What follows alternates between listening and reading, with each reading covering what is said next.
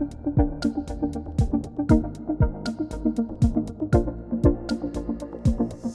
ora tātou, everybody. Welcome to CAUCUS for this week, Thursday. It is 2 weeks and a bit until election day. If you're listening from overseas, you can go and vote now. If you're here in New Zealand, advance voting starts on the weekend. So we are, and it feels like the party, this whole kind of campaign party thing's come to life this week, isn't it?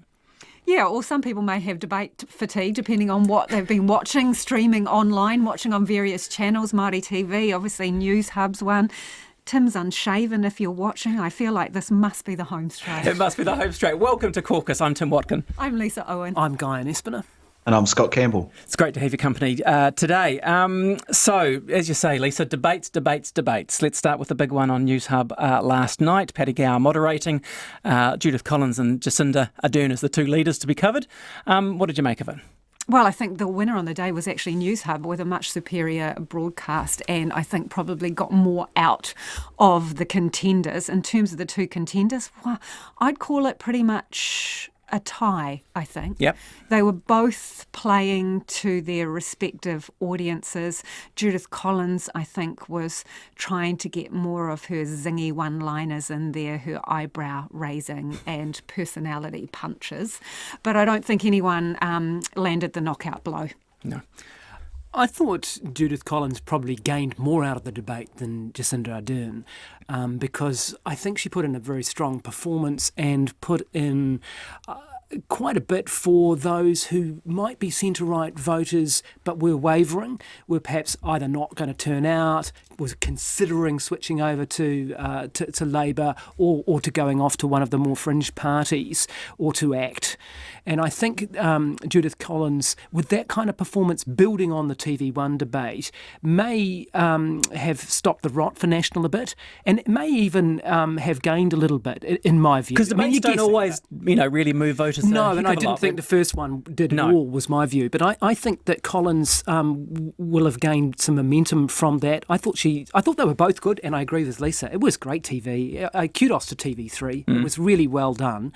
It was a good debate. I felt good about our democracy watching it last night. I thought both especially leaders... the American one in the afternoon. Exactly. But there were some snips and snides and backbiting like... That's okay. No. I watched the American debate. Yeah. And were they that dissimilar in terms of some of the barbs that were fired? Probably not. I think by degrees were hugely, don't you think? Well, some people don't like that, but debate is about that. You do cut across people contest in debate. Of ideas. It is a contest of ideas. So I'm fine with the robustness of it. And finally we got one, right? And I guess that for me was the politics at the end of the night was the winner. And I think, both of them had their wins, I think, throughout that debate. Absolutely give kudos to the fact that the production was a lot better. But I actually think watching it, you can see that that Simon Bridges and Todd Muller wouldn't have been able to pull out those performances. No disrespect to those two, but they wouldn't have been able to stand at the podium beside Jacinda Ardern and do what Judith Collins did. And I actually think, if anything, it's a good thing for us that we have two potential leaders who I think last night looked decisive at moments. Judith Collins did, I think. Jacinda Ardern, I'm still not sure on this idea of I can't give you an answer on the cannabis reform one. That still bugs me. But I actually thought both of them did well. I just could not care less. I could not care less. One person's vote in a referendum. Look, you can debate the principle of what she's doing. Her principle is that because that legislation has not been through select committees and has not been, fought out yet, she's not going to take a stance on it. I think that's a cop-out. Yeah. I think it's a total cop-out. And I'll tell you why I think it matters is because it speaks to this larger problem that I have with her style in politics, where she's not putting a stake in the ground and fighting for something. To me, politics is about having an idea and then fighting for it. And I put it alongside a capital gains tax type thing where she never fought for that. And I think you should put up your policy agenda and fight for that. And to be going into an election refusing to say which way you are personally going to vote on the cannabis referendum, I just think it's a cop-out myself. I get why she's doing it, because she doesn't want to frighten the horses, but I think it's a cop-out. Yeah, even the frighten the horses argument, I think there's a gross inconsistency there, because obviously last election debate from the same television network, she came out saying she was going to decriminalise abortion, which is highly controversial. And she's got a view on the euthanasia. And didn't have referendum. legislation. But the euthanasia referendum, the legislation is in place. There's no changes to that legislation. She's already voted for it in the House. So that's done. On the issue of abortion, cannabis is still a debate to be had. Understand that, but abortion at the time that she raised it and came out in the debate saying that she would decriminalise it, in fact, was made it an issue central to the election campaign, even though Andrew Little was the one who then took responsibility for managing it, if you like. I mean, that's highly controversial with some of Labour's more conservative voters, say in Pacifica community in particular. She, as Guyon said, put a stake in the ground, told us where she stood, and away she went, right? I think that's the best argument I've heard so far, actually, against that. But she would say probably what? I'm Prime Minister now, and I have to go with what the electorate Prime Ministers says. are just people too. Whatever law, no matter how controversial, if Parliament signs it off or it's a binding referendum, she's still got to put it into place. She does. Yeah, and that's where the cannabis reform one still has to go before Parliament. So if she is only one vote, well, then tell us what it is, because it's not going to have a huge impact on the rest of the community. What I found really interesting last night was the policy on the hoof that was coming out. That was fantastic. Well, let's get into. Let's get into some of that, because we've got some clips here from and the hoof stuff was really interesting. One of them was that it seems that Judith Collins now, with our first grab on the wage subsidy, and Judith Collins is going to pass a law to get some of that wage subsidy back from the companies who have been receiving it. Listen to this. Big companies took millions of dollars in taxpayer cash, then laid off workers, and are now posting huge profits. Sky City, Briscoes, Somerset Holdings, to name but a few. My question to you is it fair, Jacinda Ardern, is it fair that they have done that? No.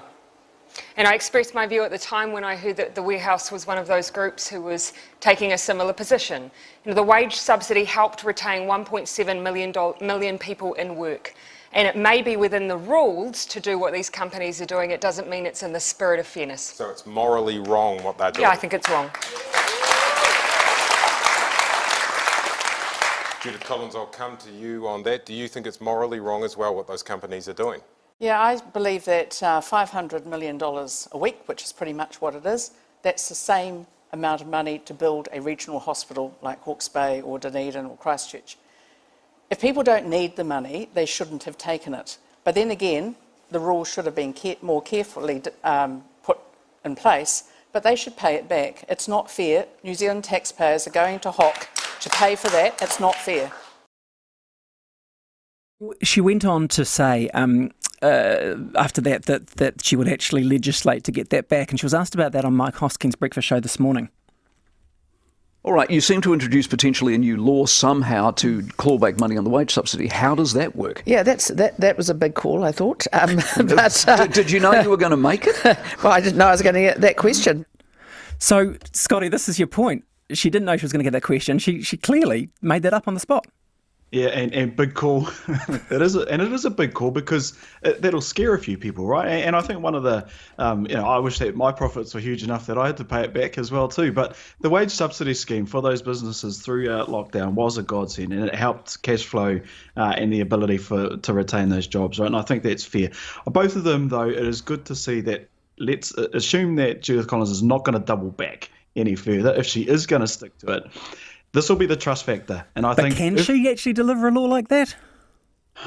Well, if she was the Prime Minister, how could she not? Surely she could pass some type of legislation. Retrospective law is pretty bad law, isn't it? It would be really hard when you think about it, wouldn't it? Yeah. Because you've legally taken the money, and you can't go around policing people on morality, and then to retrospectively create a law saying we're going to grab the money back would be impossible. It ain't going to happen, is it? No. And she knows it's not going to happen, and she laughed about it there because it's not going to happen. Pretty big call, a big Lisa. call, because she desperately was trying to say the right thing. And that's the power of those debates when you put the heat on people. I think she promised something she can't deliver. Yeah, and speaking of calls, I think she should have been called on it on the night, because the reality of the situation is that National has supported the wage subsidy, right, all the way along. So at that point, when there was quite a tense moment there, where she was talking over Jacinda Ardern, saying things like, why did you allow this to happen? Why did you let that happen? Well, okay then, Judith Collins, you support the wage subsidy, have supported the wage subsidy. How would you have made it different so it couldn't happen? Because it's not that easy, especially if you want to get money out to a significant number of businesses quickly. And also, as Guyan points out, if they've legally taken the subsidy, you'd be shifting the goalpost to get it back off them. What you could have done, I suppose, is pile the money out the door, saying that there will be audits of this and there will be decisions made about whether money can and should be repaid.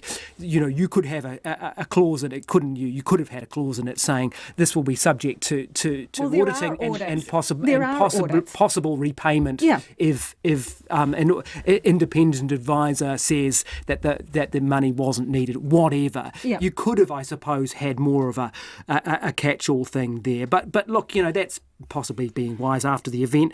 As you guys have all said, and Scotty said this a number of times and has more personal experience with it in the business community, that was a godsend, and it had bipartisan support. And there are audits, and people have paid it back. Several legal firms who were basically shamed into paying it back have paid it back. It'll be interesting to see how those companies who were named and shamed last night respond today. On the hoof, Scott, as well, Pharmac, an investigation into Pharmac was promised on the hoof by both of them. An inquiry into Gloria Vale was promised on the hoof by only Collins, one, Judith Collins. And I was interested. There was definitely policy from Collins. There was a distinct different approach to COVID. We talk about this being a COVID election, and she was definitely taking a looser borders approach in that first thing, which is interesting. She talked about getting rid of the gun register, which has only just come in. So some quite significant policy differences, I thought, came through. Well, she's pushing this line of "I will deliver," though, right? And that's essentially the difference at the moment. I think that she is trying to put up, which is, trust me, I will deliver it. These guys over here say something, they come up with all the nice words, and they've got these nice and fluffies, but they don't deliver. And I think last night, that for me is what she was trying to get across. The gun register one. Well, how do you take something away that's not even there yet? And that was part of the issue, I think, last night that she was trying to get across. Interesting on the Pharmac one, and again, when it came to the cancer drugs, and good on Paddy, I think, for calling them on it, which was, 200 million. But then by the time you take 50 million a year for Keytruda, there goes all of your cancer drug funding. So I think it was good to see them come up with some new ideas. I think that contest of ideas was good to see. Yeah, I think they both agreed, didn't they, to an investigation into Pharmac. Yeah. Yes, so they did. that's going to happen. And it's something that I've looked at quite closely over the last 18 months.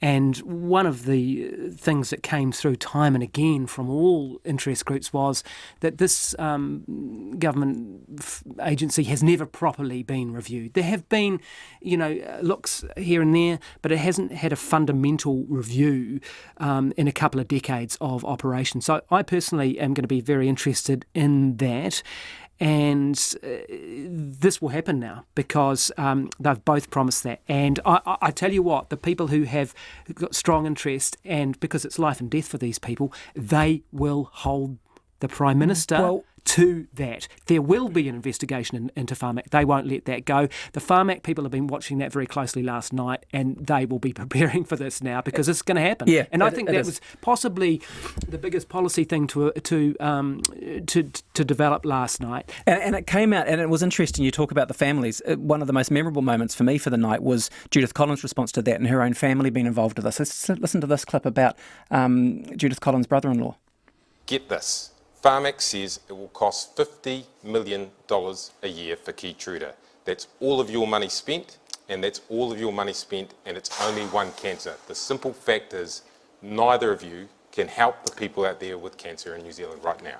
With that sort of money, you'd have to say, Paddy, you've got to get people diagnosed really early. And my brother-in-law was like some other people who couldn't even get in because of the lockdown and got told over the phone that he had terminal cancer. That's what's happened. She was genuinely on the verge of tears. Yeah, and look, that's really sad, and that must be awful when you do. I mean, I winced again hearing it. The thing that's interesting to me is that Judith Collins has really tried to tell us a bit more about herself in these debates. Yeah. I think you were mentioning before, Tim, before we were talking in our pre-caucus chat. Indeed. That she's mentioned her faith, her Christianity, a number of times. We've heard about the Samoan husband. She hasn't had the time, has she, to do the what you often see in the magazines and things when a new leader comes, and she hasn't had that time. So she's been trying to squeeze in these little elements of her life and to show the different sides of her personality, I suppose. And look, I think that probably that won't have done much harm at all. Let's not lie that with the grab, because the Winston Peters she talked about briefly, and miracles came up in the debate as well, and this is where the faith came in again. Now I want to turn to leadership, starting with you, Judith Collins. Quick question, is Winston Peters irrelevant? Yes. Jacinda Ardern, is Winston Peters irrelevant? It would be a disservice of someone I've worked with for that long to describe him in that way. But ultimately, voters are going to make that call, Patty. Okay, so voters might make him irrelevant, is your answer. Judith Collins, do you rule him out then? Is there no way, even with some miracle that Winston Peters gets back, that he would ever be involved with any national government you lead? Are you ruling him out totally? As a Christian, I do actually believe in miracles, but I tell you what, he ain't going to be one of them. I found this really interesting because I'm not doubting her faith, but the decision to include it in the debate, I think, is an orchestrated strategy on her part. Earlier in the week, we heard her on faith repeatedly, and this was in respect of Nicky Hager. She'd made a comment about Nicky Hager meeting his maker. This is the investigative journalist, and some people took exception to that because they thought it was a threatening kind of comment. And she explained at great length on Morning Report that her faith as a Christian was that at the end of her life, she would meet her maker than everybody else would, and they'd have to justify their actions during their lifetime at that point. And so as a Christian woman, this is what she believed.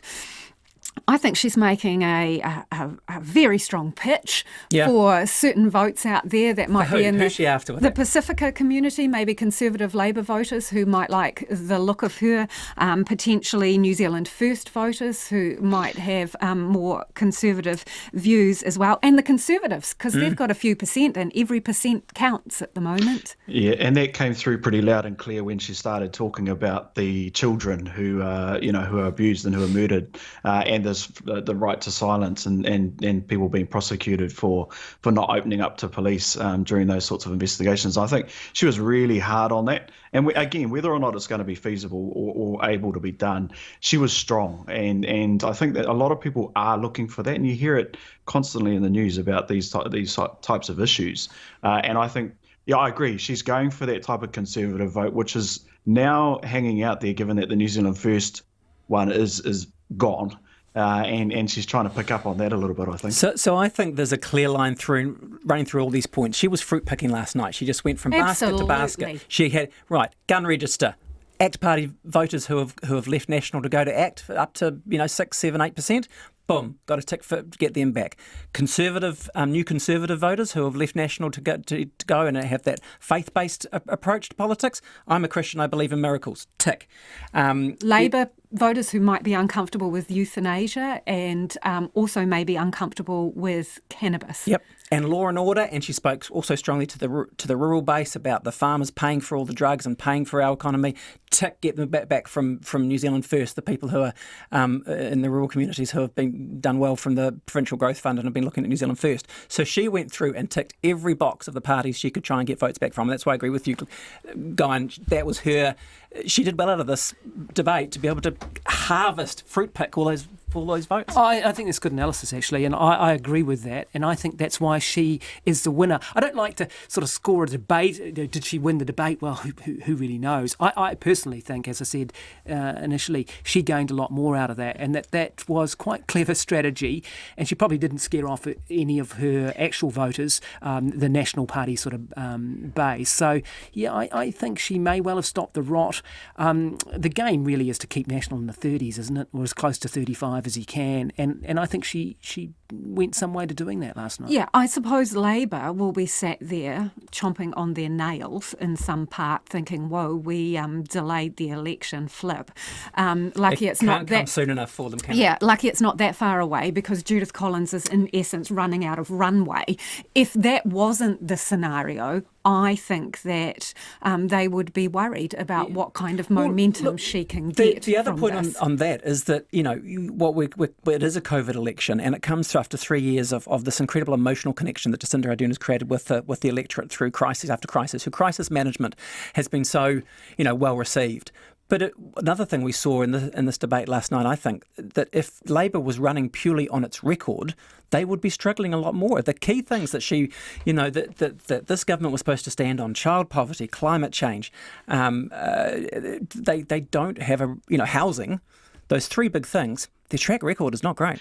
Yeah, and I think that's where the Jacinda Ardern tried to really rely on her prime ministership at the start of that debate. And so I think if you have a listen to the first few answers, she talks about, well, my experience is this, and this is what we actually did do.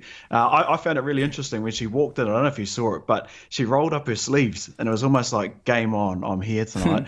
I actually think she did well last night, I think, to be able to not respond to a lot of the taunts, because Judith Collins was throwing muck at her constantly throughout that debate. And I think she did well to laugh it off. She was very conscious of the cameras that were on her constantly.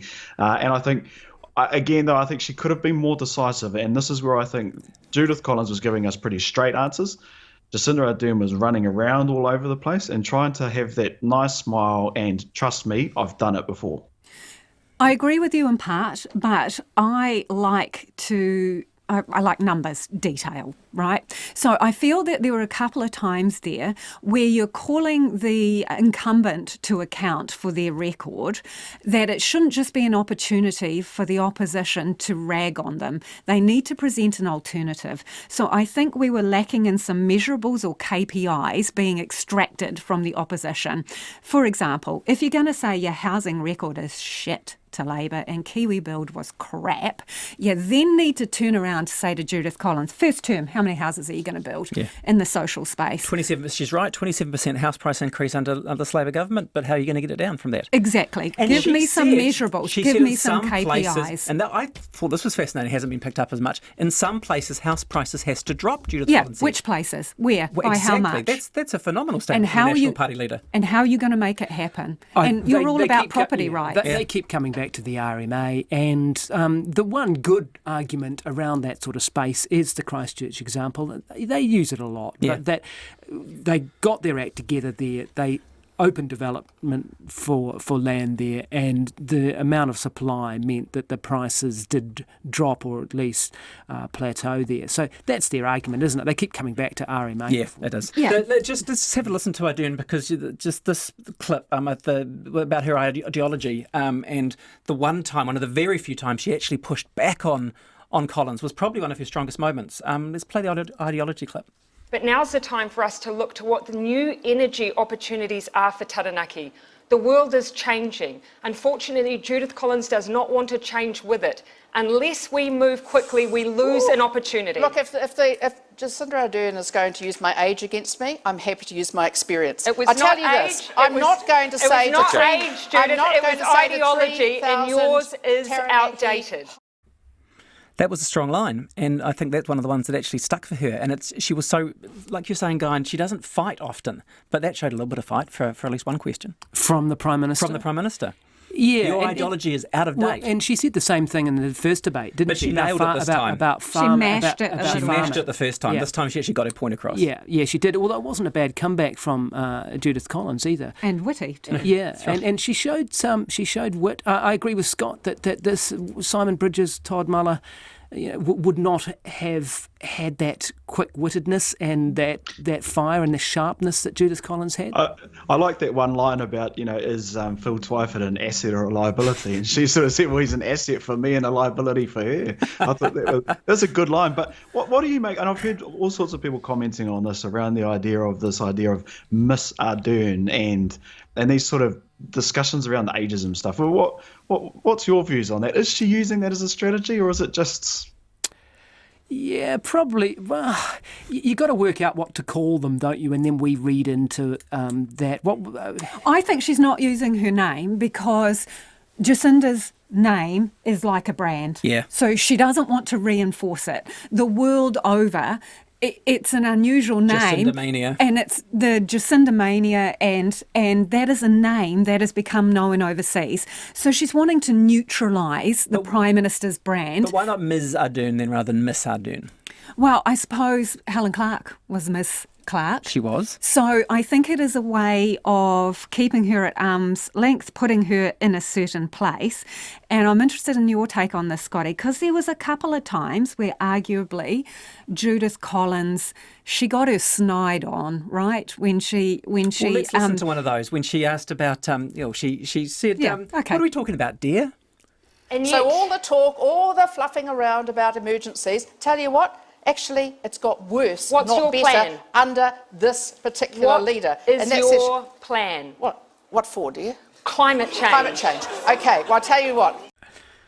Scotty? Snide remark. But again, I guess who's she? To your point earlier around apple picking. Well, who's she trying to play to? And I guess that there's a part of the community that will say would have agreed with her. Well, who is this younger, jumped up person who's sort of saying, "What's your plan? What is your plan?" And it was, I think, in some ways, it was Judith Collins said, "Take me as I am," right? And in the analysis afterwards, she said, "Well, that's just me. That's how I talk." And I guess we are starting to see more of her. And I don't read too much into it. I thought it was a bit of a snide comment when it came out. If she actually meant it, then I guess that's where the problem would come in. She called her on manners as well, as in Judith Collins called Jacinda Ardern on manners for interrupting her. Manners. Manners. Yeah, so I found that interesting. And I think we've talked before at various points about the female vote in respect to John Key, right? Yep. The undecided women who were seen or believed to have bolstered John Key's vote. And I'm wondering where Judith Collins sits with those voters, given those kinds of remarks and given the brand that Jacinda Ardern has created for herself in terms of wanting a better style of politics, not wanting a blood sport, having a kinder style of politics, juxtaposition. Yeah.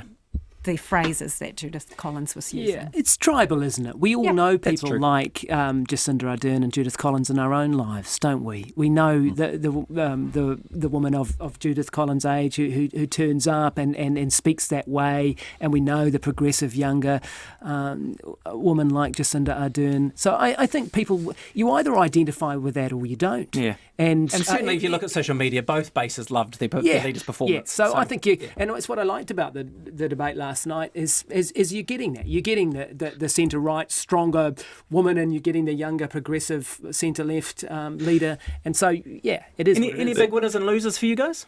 Well, there'll be a couple of people who'll be pretty happy. I imagine David Seymour, who's supposedly been anointed as Deputy Prime Minister if they get there. Although she was coming for his vote. She was coming for his vote, though.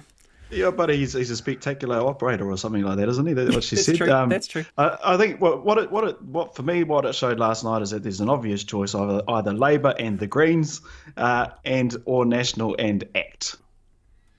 So that's what last night told me. So one of the losers is New Zealand First because they were dismissed out of hand, and you're dismissing them now.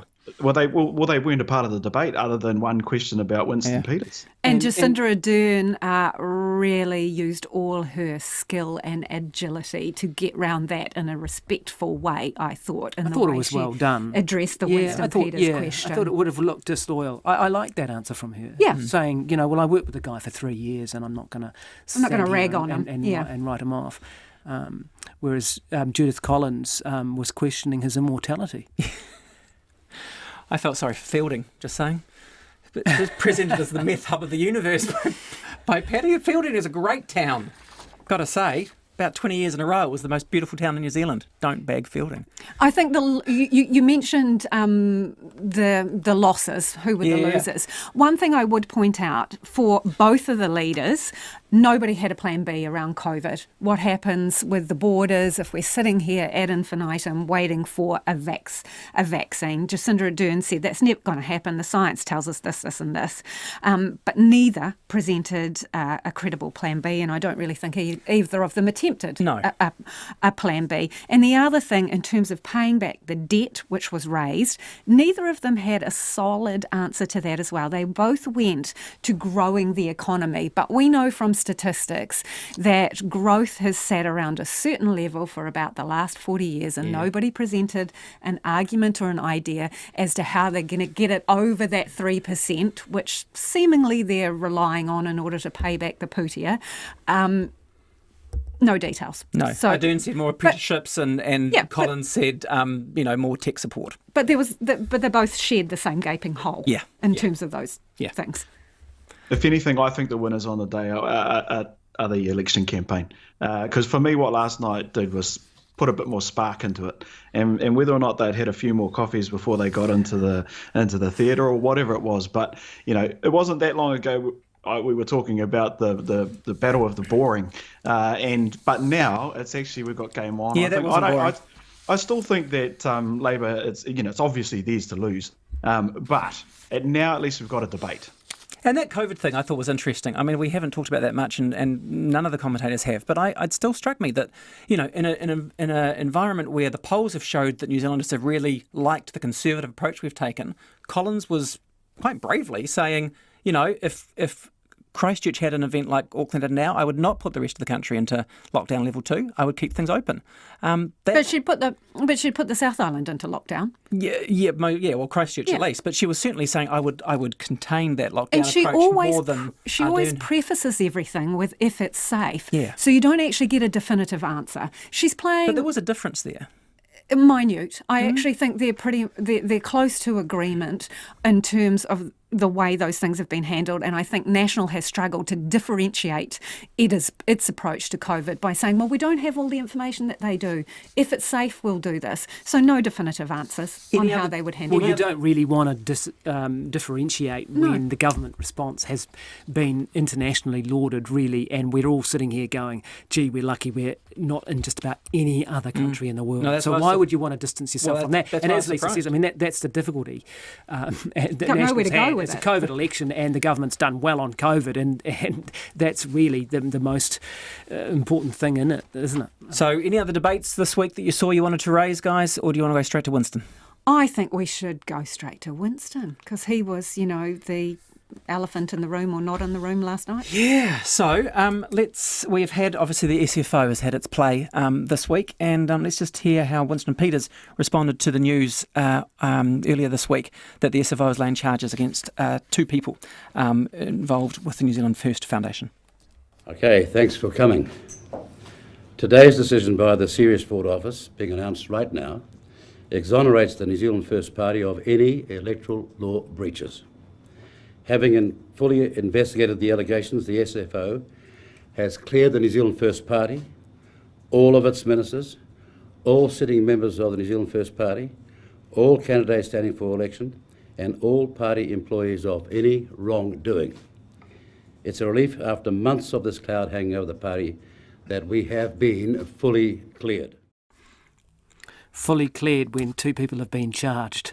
Who are not MPs or members of the party, etc., etc. Yeah, well, he's claiming that the foundation and the party are completely separate, so why would they be sitting MPs or ministers? I mean, it's classic Winston Peters, isn't it? And the first response is to use the courts and go back to the courts. Where were we last election? Yeah. We were, his super had been overpaid, and so what did he do? He sued government department leaders, National Party ministers, and tried to take legal action against journalists involved in it. It's the classic recourse to it. And he went on to say how outraged he was by the announcement. And I guess the big hole for me in the argument is, how can you get to say, I have been exonerated and I'm outraged for being exonerated? You can't say both of those things, right? I mean, if he's outraged at about the timing of his exoneration. But surely the counterfactual is that they didn't say it, and the cloud of uncertainty hung over him until the election, rather than him being exonerated and the voters knowing that he was clean. And if he genuinely thinks he was exonerated, then this is a great thing for the SFO to have done, surely. What we didn't know when he was giving that statement at 5 o'clock was that they had been in court for the last week trying to basically gag the SFO and suppress any announcement of what had occurred, not only until the election, but until the formation of a new government. So you would have had that scenario where you go into coalition negotiations not knowing any of this stuff about the public wouldn't have known it either. And again, I go back to 2017, where he was negotiating in good faith with the National Party, and we didn't know that he'd actually filed papers suing Paula Bennett and Anne Tolley the day before the election from memory. So what about the timing? Yeah. Well, it's a trust issue though, isn't it? And that's part of the problem. And I think this one goes back to previous elections where there have been similar types of clouds that have been hanging over the party. And when you think about it, that Jacinda Ardern and Judith Collins were both also asked about the SFO last night, and both of them had a response. And Jacinda Ardern said something along the lines of, we've all had our issues there, or along those lines. And I think that's the difference. If you look at both of them, and how they approach the SFO question versus the Winston Peters one, I think it comes down to the trust issue. How many people will trust what he is saying? It's not us. It had nothing to do with us. It's a couple of people outside of the parliamentary wing, and I think that's his issue around timing. But Lisa, it's reasonable to raise. Oh, there we go. It's reasonable to raise the questions, right? Is it how appropriate is it for a government agency and a law enforcement agency to make statements just 2.5 weeks out from election? He made the Comey comparison with Hillary Clinton. Is it the right time and the right place? It would have been further out from the election if they'd been allowed to make the announcement on the 23rd, which is what they were going to do. And look, these allegations were passed from the Electoral Commission to the police and then to the Serious Fraud Office back in February. So what's the argument? That they've been too slow, too fast? And what do? They're damned if they do, damned if they don't. If they hadn't made any announcement, then they're doing that for political reasons. If they do make an announcement, they get accused. So, they're reticent to take cases as SFO, aren't they? The counterfactual is that you didn't say it when they knew it, and they hid this information from voters. I'm very strongly on this. I'm a journalist. I believe in transparency. So when the information is available, it should be made public as soon as it is practical to make it available. Yeah. I find it absolutely extraordinary that a sitting member of Parliament and the Deputy Prime Minister tried to gag the Serious Fraud Office. Utterly extraordinary. So I believe it should be in the public domain. And fight the case again. If you're exonerated, then we'll all know, because when the information comes out and the names are released and the full facts are there, then he's going to be able to stand and fall by that. And if he wants to make that argument, name the people, presumably, if he knows, and tell us, because that's a key piece of information we still don't know. Just as a sidebar, I find the use of the word exonerate to be very interesting as well, because that's a proof-based thing. So what we have here is some people are charged and some people aren't. The bottom line for me is that voters deserve as much information as possible before they go to the polls. And if this is information that is available, then they should have it. Absolutely. Yeah, and they'll make up their minds, and this is what I mean around a trust issue. So they people are not silly. They'll watch the news footage, they'll listen to it, they'll read it in the papers, and they'll make up their mind of whether or not they trust it. I also thought, utterly disingenuous to hold a press conference. Because there was obviously an agreement that at 5 o'clock, the starter's gun would go off and the SFO would send out its press statement, and Winston Peters will get to stand there and take control of this situation by having his own press conference to announce the outcome of the Serious Fraud Office. Again, I wonder if that would have been the same scenario had it been different players for a start. And the other thing I just want to say is utterly extraordinary. I didn't hear mentioned at that press conference, and someone can tell me, because to be truthful, I was on air at the time, didn't hear the entire press conference. But as far as I can tell, he didn't mention the previous court proceedings, the gagging. No, so that only came out about an hour and a half afterwards. And I just feel that's, that's, again, limiting the flow of information. So where does this leave New Zealand First and Winston Peters? I like to bring a little bit of history to every one of our podcasts, and my flash was Custer's last stand, right? You got George Custer. He, during the Civil War, had his horse shot out from under him 11 times. Poor horse. Poor horses. Yeah. Yeah. But he kept on fighting. And there's an allegory I'm drawing here between Winston Peters, he's the Minister right? of Horses, isn't he? Has fought, exactly. He has fought on.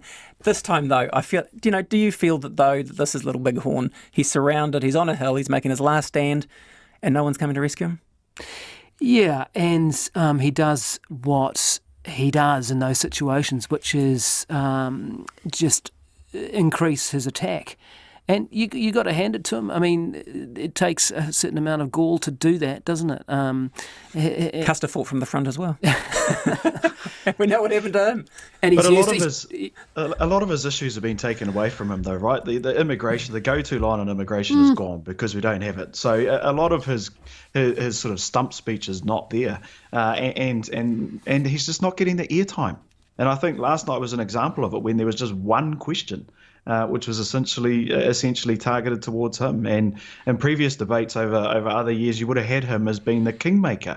I don't think I've heard anybody talk about him being the kingmaker so far this election. When you're on 2%, you just can't run that argument, can Well, you? no, you're not on 2%. If you look at the One News Colmar Brunton poll, when you were lucky, you were on 2%. Yes, I was averaging over the campaign. Yeah, but in the last three One News Colmar Bruntons, if my memory serves me correctly, it's something like 1.9%, 2.4%, and then the most recent one down to 1%. What I'm going to be interested in is, because they're polling every week now, they've told us, we'll get a poll next week, which one assumes would have taken in this sort of fractious period, to see what the trend is there, whether he's got a bounce back from coming out all guns blazing. He'll have the minor party leaders debate as well. Yeah, and the thing that really interests me about that is that initially he was not going to be involved in the News Hub miners debate, and then all of a sudden he wants in.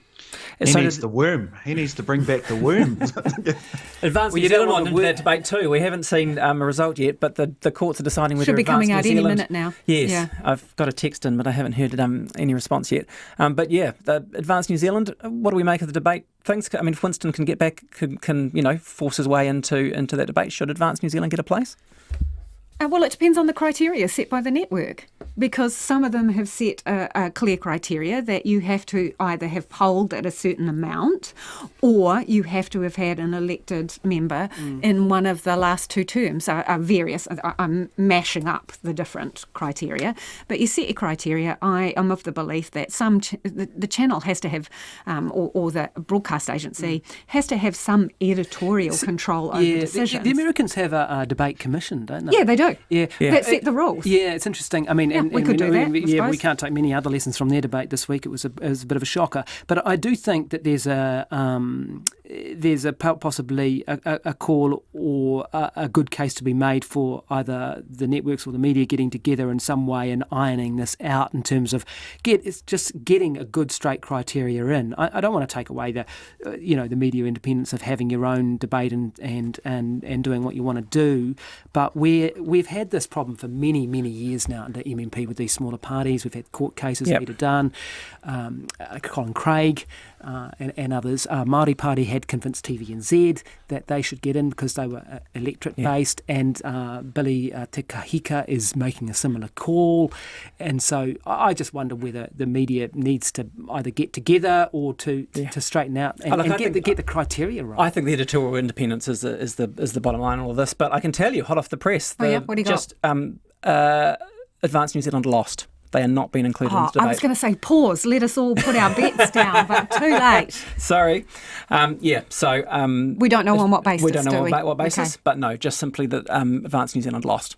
Which is interesting because, as you say, the last time this happened exactly for a News Hub debate was when I was producing the programme. It spent Friday afternoon in court, and Colin Craig won. Yes, the uninvited debate guest. Yes, on the basis that inclusivity wins, that you just have to make room because democracy is so important. But that was 2014, right? And I can't.